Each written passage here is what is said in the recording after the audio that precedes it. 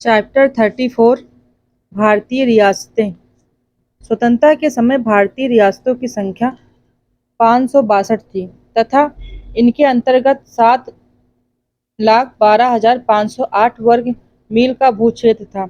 इन भारतीय रियासतों में से कुछ रियासतें तो अत्यंत छोटी थीं, जैसे बिलबारी, जिसकी जनसंख्या केवल 27 तथा वार्षिक आय मात्र 8 रुपये थी, जबकि कुछ रियासतें अत्यंत बड़ी थीं, जैसे हैदराबाद, लगभग इटली के बराबर, जिसकी जनसंख्या 1,40,40,00,000 थी। ये रियासतें भारतीय प्रायद्वीप के अल्प उर्वर एवं दुर्गम प्रदेशों में स्थित थी। ईस्ट इंडिया कंपनी ने अपने विजय अभियान में महत्वपूर्ण तटीय क्षेत्रों, बड़ी-बड़ी नदी घाटियों, जो कि नौ परिवहन की दृष्टि से अत्यंत महत्वपूर्ण थी, अत्यधिक उर्वरक प्रदेश जहां धनाढ्य लोग निवास करते थे, तथा दूर दराज के दुर्गम प्रदेश जिनकी भौगोलिक संरचना अत्यधिक जटिल थी एवं उर्वरता की दृष्टि से ये प्रदेश निर्धन थे, इन सभी को अपने अधीन कर लिया। ब्रिटिश शासन तथा रियासतों के बीच संबंधों का क्रमिक विकास। जिन कारकों ने ईस्ट इंडिया कंपनी को सुदृढ़ बनाया, प्रायः वही कारक इन रियासतों के अस्तित्व में आने के लिए उत्तरदायी थे। संबंधों के पनपने के चरण।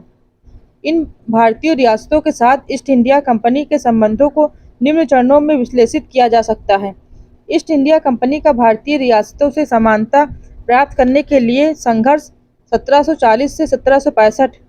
यह संघर्ष आंग्ल फ्रांसीसी प्रतिद्वंद्विता के रूप में तब प्रारंभ हुआ जब डुप्ले ने भारतीय रियासतों के आंतरिक मामलों में हस्तक्षेप करने की नीति अपनाई। अपने व्यापारिक हितों की रक्षा के लिए अंग्रेजों ने भी डुप्ले की नीति का अनुसरण किया तथा अपनी राजनीतिक सत्ता को सिद्ध करने के लिए अर्काट 1751 पर कब्जा किया। प्लासी के युद्ध 1757 के पश्चात अर्काट 1751 पर कब्जा किया। प्लासी के युद्ध 1757 के पश्चात उसने बंगाल के नवाबों को अपने हाथों की कठपुतली बना लिया। 1765 में मुगल बादशाह शाह आलम द्वितीय से बंगाल, बिहार एवं उड़ीसा की दीवानी का अधिकार प्राप्त होने पर कंपनी की स्थिति में अत्यधिक वृद्धि हुई। इस अधिकार से कंपनी की स्थिति राजस्व वसूल करने वाले अन्य मुगल गवर्नरों के समान हो गई तथा अब उसे अन्य भारतीय रियासतों के समान समानता का अधिकार प्राप्त हो गया। मध्यवर्ती राज्य अथवा घेरे की नीति 1765 से 1813। कंपनी की इस नीति की झलक वारेन हेस्टिंग के मैसूर तथा मराठों के साथ युद्ध से मिली, जब उसने अपने राज्य के चारों ओर मध्यवर्ती राज्य बनाने का प्रयत्न किया। कंपनी को इस समय मुख्य भय मराठों एवं अफगान आक्रांताओं के आक्रमण से था। केवल इसलिए कंपनी ने बंगाल की रक्षा के निमित्त अवध की रक्षा व्यवस्था का दायित्व संभाल लिया। वेलेजली की सहायक संधि की नीति घेरे की नीति का भी विस्तार थी, जिसका उद्देश्य भारतीय रियासतों को अपनी रक्षा के लिए कंपनी पर निर्भर करने के लिए बाध्य करना था। हैदराबाद, अवध एवं मैसूर जैसे विशाल रियासतों ने वेलेजली की सहायक संधि को स्वीकार किया, जिससे अंग्रेजी प्रभुसत्ता की स्थापना की दिशा में महत्वपूर्ण प्रगति हुई। अधीनस्थ पार्थक्य की नीति 1813 से 1857। वारेन हेस्टिंग की नीतियों के फलस्वरूप अंग्रेजों की साम्राज्यवादी भावनाएं जाग उठी तथा सर्वश्रेष्ठता का सिद्धांत विकसित होना प्रारंभ हो गया। अब अंग्रेजों द्वारा भारतीय रियासतों से संबंधों का आधार अधीनस्थ सहयोग तथा कंपनी की सर्वश्रेष्ठता को स्वीकार करने की नीति थी, न कि पारस्परिक समानता पर आधारित मैत्रीपूर्ण संबंध। इस नई नीति के तहत रियासतों ने अपनी समस्त बाह्य संप्रभुता कंपनी के अधीन कर दी, हालांकि अपने आंतरिक मामलों में वे पूर्ण स्वतंत्र थी। प्रारंभ में यह ब्रिटिश रेजिडेंट कंपनी एवं भारतीय रियासतों के मध्य संपर्क सूत्र की भूमिका निभाता था, किंतु धीरे धीरे रियासतों के आंतरिक प्रशासन में उसके प्रभाव में वृद्धि होने लगी। 1833 के चार्टर एक्ट से कंपनी की समस्त व्यापारिक शक्तियां समाप्त हो गईं तथा अब वह पूर्ण रूपेण एक राजनीतिक शक्ति के रूप में कार्य करने लगी। रियासतों के प्रति कंपनी की नीति में एक महत्वपूर्ण परिवर्तन यह किया गया कि उत्तराधिकार के मसले पर अब उनके लिए कंपनी की स्वीकृति प्राप्त करना आवश्यक था। कालांतर में कंपनी ने उनके मंत्रियों तथा अधिकारियों की नियुक्ति में भी हस्तक्षेप करना प्रारंभ कर दिया। 1834 में कंपनी के डायरेक्टरों ने रियासतों के विलय संबंधी विस्तृत दिशा निर्देश जारी किए, जिसके अनुसार जब कभी और जहां कभी संभव हो, रियासतों का कंपनी में विलय कर दिया जाए। लॉर्ड डलहौजी के विलय के सिद्धांत द्वारा लगभग आधा दर्जन रियासतें अंग्रेजी साम्राज्य में विलय कर ली गईं, जिनमें सतारा एवं नागपुर जैसी बड़ी रियासतें भी सम्मिलित थीं। इन सभी का सम्मिश्रण ही कंपनी की उत्कृष्टता थी। अधीनस्थ संघ की नीति 1857 से 1935। 1858 में ब्रिटिश क्राउन द्वारा भारत का शासन कंपनी से अपने हाथों में लेने पर भारतीय रियासतों तथा सरकार के संबंध की परिभाषा अधिक स्पष्ट हो गई। 1857 के विद्रोह में भारतीय रियासतों की कंपनी के प्रति राजभक्ति एवं निष्ठा तथा भविष्य में किसी राजनीतिक आंदोलन को रोकने में उनकी शक्ति के उपयोग की संभावना के मद्देनजर रियासतों के विलय की नीति त्याग दी गई। अब नई नीति शासन को कुशासन के लिए दंडित करने या आवश्यकता पड़े तो अवदस्त करने की थी, न कि पूरी रियासत को विलय करने की। 1858 के पश्चात नाम मात्र का मुगल शासक भी समाप्त हो गया। अब क्राउन ही भारत की सर्वोच्च एवं असंगठित शक्ति के रूप में भारत में उपस्थित था, अतः सभी उत्तराधिकारियों को क्राउन की स्वीकृति लेना आवश्यक था। अब गद्दी पर शासक का पैतृक अधिकार नहीं रह गया था, अपितु अब यह सर्वश्रेष्ठ शक्ति से एक उपहार के रूप में शासकों को मिलती थी। क्योंकि भारतीय राजाओं और क्राउन के बीच बराबरी की भावना सदा के लिए समाप्त हो गई थी। 1776 में महारानी विक्टोरिया द्वारा कैसर ए हिंद भारत की साम्राज्ञी की उपाधि धारण करने के बाद तो इस बात पर नवीन मुहर लग गई कि अब भारतीय राज्यों की संप्रभुता समाप्त हो चुकी है तथा क्राउन ही भारत में सर्वश्रेष्ठ है। सर्वश्रेष्ठता अब न केवल एक ऐतिहासिक सत्य था, अपितु एक कानूनी सिद्धांत भी था। अब सरकार को रियासतों के आंतरिक मामलों में हस्तक्षेप करने का अधिकार भी मिल गया था, चाहे वह हस्तक्षेप महाराजा के हितों की रक्षा, उसकी प्रजा के हित, अंग्रेजों के हितों या भारत के हित के लिए हो। आधुनिक संचार व्यवस्था, रेलवे, सड़कें, टेलीग्राफ, नहरें, पोस्ट ऑफिस, प्रेस एवं भारतीय जनमत ने भी अंग्रेजों को भारतीय रियासतों के मामलों में हस्तक्षेप करने तथा उनके अधिकार को कम करने में सहायक परिस्थितियों की भूमिका निभाई। भारत सरकार इन रियासतों के बाहरी और विदेशी संबंधों में भी पूर्ण नियंत्रण रखती थी। सरकार इनकी ओर से स्वयं युद्ध की घोषणा कर सकती थी, तटस्थता कर सकती थी एवं शांति संधि का प्रस्ताव पारित कर सकती थी। इस संबंध में बल्टर आयोग ने 1927 में कहा कि अंतर्राष्ट्रीय मामलों में रियासतों के प्रदेश ब्रिटिश भारत के प्रदेश हैं और रियासतों के नागरिक अंग्रेजी नागरिक के समान हैं। कर्जन की नीति। कर्जन ने विभिन्न संधियों को विस्तृत रूप से परिभाषित करके यह कहना प्रारंभ कर दिया कि भारतीय राजाओं को अपनी प्रजा के सेवक के रूप में गवर्नर जनरल से सहयोग करते हुए सरकार की विभिन्न योजनाओं में भागीदारी निभानी चाहिए। उसने संरक्षण और अनाधिकार निरीक्षण की नीति अपनाई। उसका मत था कि भारतीय रियासतों एवं सरकार के मध्य संबंध न सामंतशाही और न ही संघीय व्यवस्था पर आधारित होने चाहिए। इनका आधार विभिन्न संधियां भी नहीं होना चाहिए, अपितु इन्हें विभिन्न ऐतिहासिक परिस्थितियों के परिप्रेक्ष्य में एक निश्चित समय में एक सामान्य स्वरूप की ओर विकसित होना चाहिए। इन नवीन प्रवृत्ति के फलस्वरूप सभी रियासतों की स्थिति लगभग एक जैसी हो गई, चाहे वे संधि रियासतें हों या भिन्न भिन्न अधिकार प्राप्त रियासतें। सभी रियासतें अंग्रेजी सरकार पर निर्भर थी तथा भारतीय राजनीतिक व्यवस्था का अभिन्न अंग समझी जाती थी। 1905 के पश्चात सरकार ने भारतीय रियासतों के प्रति सौहार्दपूर्ण सहकारिता की नीति अपनाई। भारत में राजनीतिक अस्थिरता के भय से अब सरकार ने प्रतीक्षात्मक नीति का अनुसरण किया। मोंटफोर्ट सुधारों 1921 की सिफारिशों के आधार पर एक सलाहकारी एवं परामर्शदात्री निकाय के रूप में नरेंद्र मंडल चैम्बर्स ऑफ प्रिंसेस का गठन किया गया। इसका किसी रियासत के आंतरिक मामलों से कोई संबंध नहीं था, न ही यह मंडल रियासतों के समकालीन अधिकारों एवं उनकी स्वतंत्रता के विषय में कोई सुझाव दे सकता था और न ही यह इन मुद्दों पर किसी प्रकार का कोई वाद विवाद कर सकता था।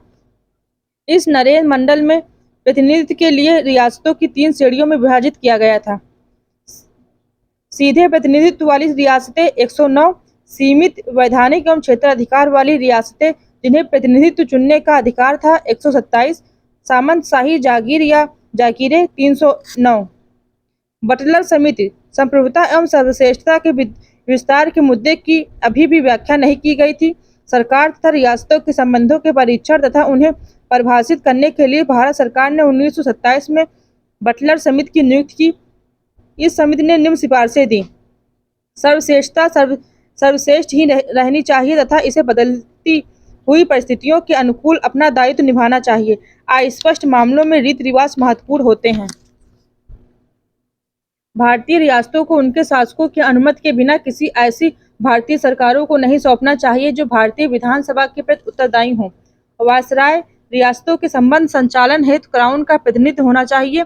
इस प्रकार सर्वश्रेष्ठता को अभी भी स्पष्ट रूप से परिभाषित नहीं किया गया था, अतः यह रिवाज नरेंद्रों की निहित अनुमत तथा क्राउन के विशेषाधिकारियों पर पल्लवित होता रहा। एक समान संघ की नीति 1935 से 1947। 1935 के भारत सरकार अधिनियम में प्रस्तावित समस्त भारतीय संघ की संघीय विधानसभा में भारतीय नरेंद्रों को 375 में से 125 स्थान दिए गए तथा राज्य विधान परिषद में 260 स्थानों में से 104 स्थान उनके लिए सुरक्षित किए गए। योजना के अनुसार यह संघ तथा अस्तित्व में आना था जब परिषद में आधे स्थानों वाली रियासतों तथा कम से कम आधी जनसंख्या प्रस्तावित संघ में सम्मिलित होने की स्वीकृति दे। चूंकि पर्याप्त रियासतों ने इस संघ में सम्मिलित होना स्वीकार नहीं किया, इसलिए संघ अस्तित्व में नहीं आ सका तथा सितंबर 1939 में द्वितीय विश्व युद्ध प्रारंभ हो जाने के कारण इस योजना को सदैव के लिए समाप्त घोषित कर दिया गया। रियासतों का एकीकरण और विलय। द्वितीय विश्व युद्ध प्रारंभ होने के पश्चात भारत में तीव्र राजनैतिक गतिविधियां प्रारंभ होने तथा कांग्रेस द्वारा असहयोग की नीति अपनाए जाने के कारण ब्रिटिश सरकार ने क्रिप्स मिशन 1942, वेबल योजना 1945, कैबिनेट मिशन 1946, तदुपरांत इटली की घोषणा 1947 द्वारा गतिरोध को हल करने का प्रयत्न किया। क्रिप्स मिशन ने भारतीय रियासतों की सर्वश्रेष्ठता को भारत के किसी अन्य राजनीतिक दल को देने की संभावना से इनकार कर दिया। रियासतों ने पूर्ण संप्रभुता संपन्न एक अलग गुट बनाने या अन्य इकाई बनाने की विभिन्न संभावनाओं पर विचार विमर्श किया, जो कि भारत के राजनीतिक परिदृश्य में एक तीसरी शक्ति के रूप में कार्य करे। 3 जून की माउंटबेटन योजना तथा इटली की घोषणाओं में रियासतों को यह अधिकार दिया गया कि वे भारत व पाकिस्तान किसी भी डोमिनियन में सम्मिलित हो सकती हैं। लॉर्ड माउंटबेटन ने रियासतों को संप्रभुता का अधिकार देने या तीसरी शक्ति के रूप में मान्यता देने से स्पष्ट तौर पर इनकार कर दिया।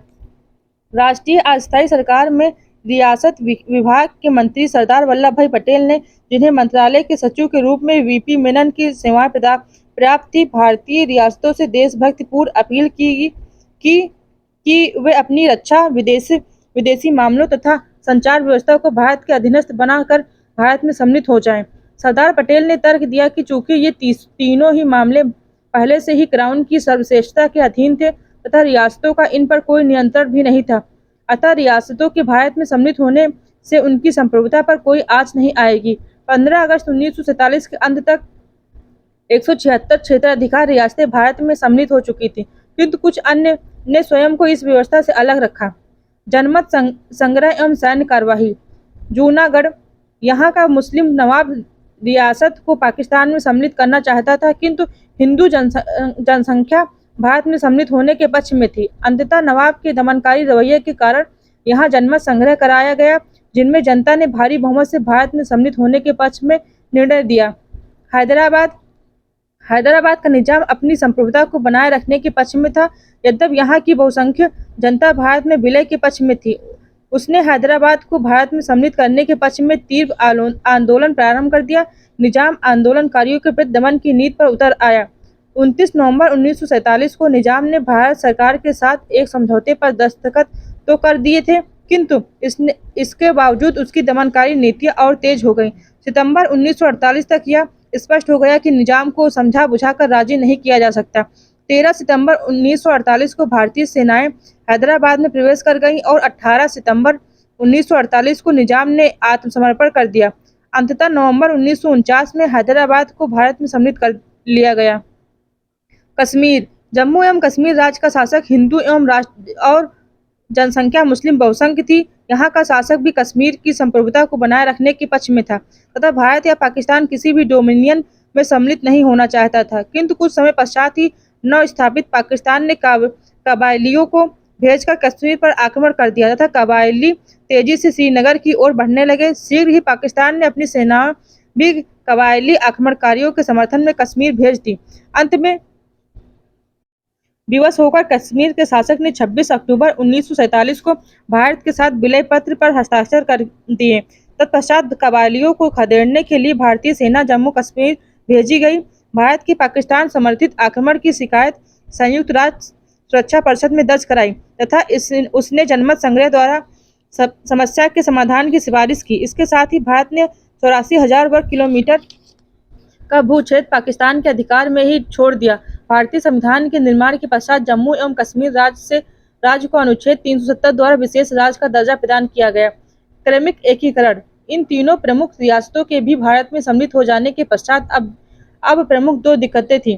इन सभी रियासतों का एक आधुनिक इकाई के रूप में किस प्रकार गठन किया जाए तथा इन्हें एक ही संवैधानिक व्यवस्था के अंतर्गत किस प्रकार लाया जाए। इस समस्या का समाधान निम्न प्रकार से किया गया। बहुत सी छोटी छोटी रियासतें 216 जो अलग इकाई के रूप में नहीं रह सकती थी संलग्न प्रांतों में विलय कर दी गई। उन्हें श्रेणी ए में सूचीबद्ध किया गया। उदाहरणार्थ छत्तीसगढ़ और उड़ीसा की 39 रियासतें बॉम्बे प्रांत में सम्मिलित कर दी गईं। कुछ रियासतों का विलय एक इकाई में इस प्रकार किया गया कि वे केंद्र द्वारा प्रशासित की जाएं। इन्हीं श्रेणी सी में सूचीबद्ध किया गया। इसमें 61 रियासतें सम्मिलित थी। इस श्रेणी में हिमाचल प्रदेश, विंध्य प्रदेश, भोपाल, बिलासपुर, मणिपुर, त्रिपुरा एवं कच्छ की रियासतें थी। एक अन्य प्रकार का विलय राज्य संघों का गठन करना था। इनकी संख्या 5 थी। ये रियासतें थी काठियावाड़ की संयुक्त रियासतें, मत्स्य प्रदेश की संयुक्त रियासतें, पटियाला और पूर्वी पंजाब रियासती संघ, विंध्य प्रदेश और मध्य भारत के संघ तथा राजस्थान, त्रावणकोर और कोचीन की रियासतें। प्रारंभ में रक्षा, संचार, अवस्था तथा विदेशी मामलों के मुद्दे पर ही इन रियासतों का विलय किया गया था, किंतु कुछ समय पश्चात यह महसूस किया जाने लगा कि आपस में सभी का निकट संबंध होना अनिवार्य है। पांचों राज्य संघ तथा मैसूर ने भारतीय न्याय क्षेत्र को स्वीकार कर लिया। उन्होंने समवर्ती सूची के विषयों कर को छोड़कर अनुच्छेद 238 के विषयों तथा केंद्र की नियंत्रण शक्ति को 10 वर्षों के लिए स्वीकार कर लिया। संविधान का 7वां संशोधन अधिनियम 1956 ने श्रेणी बी को समाप्त कर दिया। अंत में सभी रियासतें पूर्ण रूपेण भारत में सम्मिलित हो गईं तथा भारत की एकीकृत राजनीतिक व्यवस्था का अंग बन गई। इस वीडियो को लाइक करें, हमारे चैनल को सब्सक्राइब कर बेल आइकन जरूर प्रेस करें।